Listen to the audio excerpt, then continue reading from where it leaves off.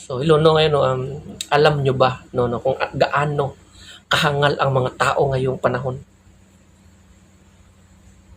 Alam nyo kasi ito, no, kung ikaw ay isang Kristiyano,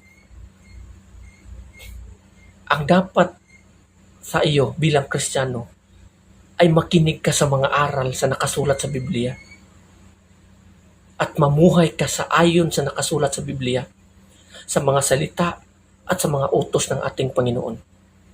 'Di ba? So kung pagbabasihan natin, kung makikinig tayo o mamumuhay tayo sa salita ng Diyos dito sa kasulatan sa Biblia at sasampalataya tayo sa ating Panginoong Kristo ayon sa mga sinabi niya at pangako, magkaroon tayo ng buhay na walang hanggan. Alam nyo ba na may kabaliktaran dito?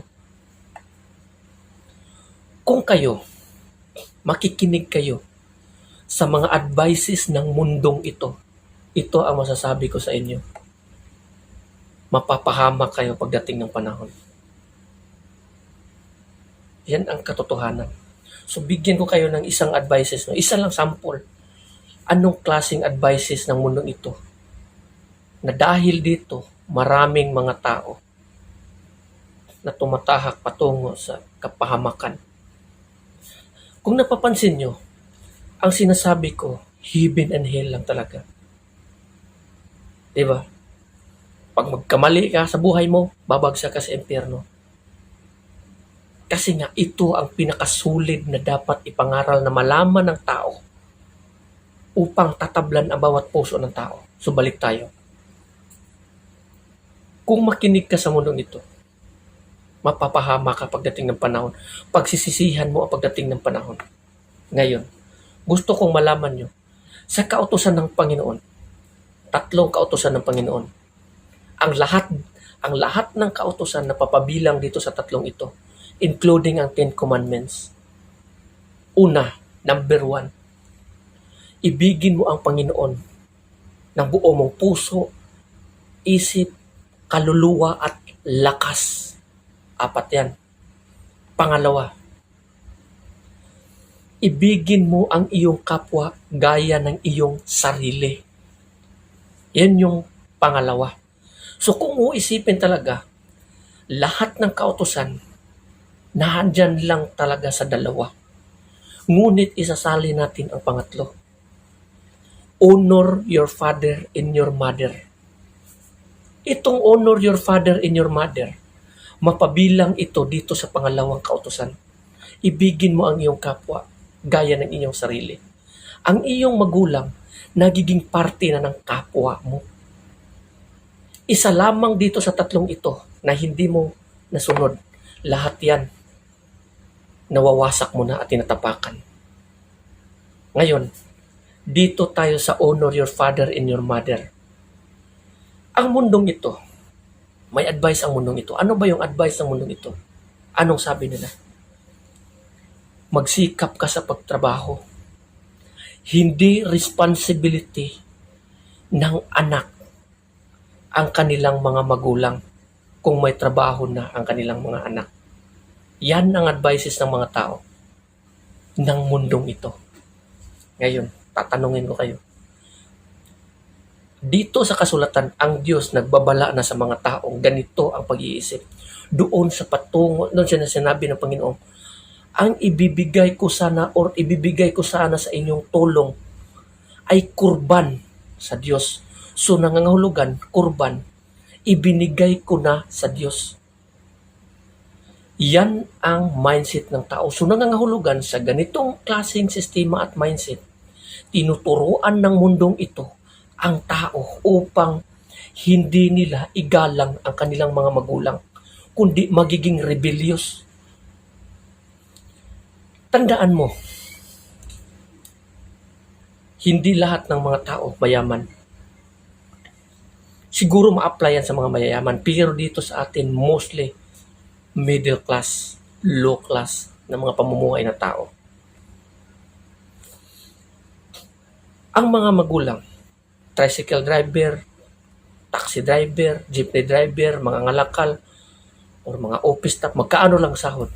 Pinagsikapan nilang itaguyod ang pamilya at mapag-aral kanila upang magkaroon ka ng buhay na masagana at hindi ka maghihirap na matulad sa kanila. Ang kanilang aasahan sa iyo na sana pagdating ng panahon, kung magkaroon ka ng magandang trabaho, sila na mga magulang mo tumatanda na, nanghihina na. Pinipilit nilang mamuhay sa araw-araw upang ma-survive ang inyong pamilya at ikaw mapaaral.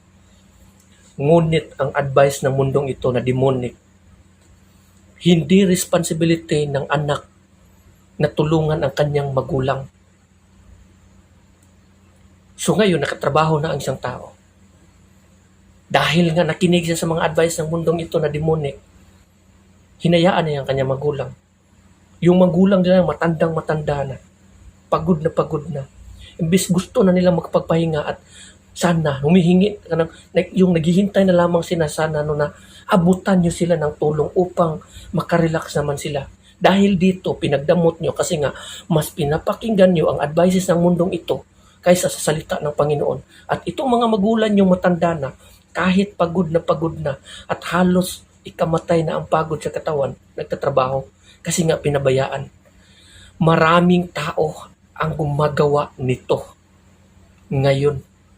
So sa ginagawa ninyong ito, ang kasulatan mismo sa pangatlong utos sa kautosan ng Panginoon, honor your father and your mother, o ibigin mo o igalang mo ang iyong magulang, yung mother and father.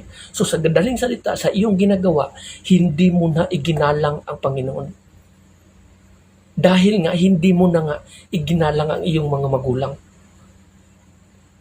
So yan ang explanation ng demonic na advices ng mundong ito. Ganyan hinihypnotize ng isipan ng mga tao ang namumuhay sa mundong ito.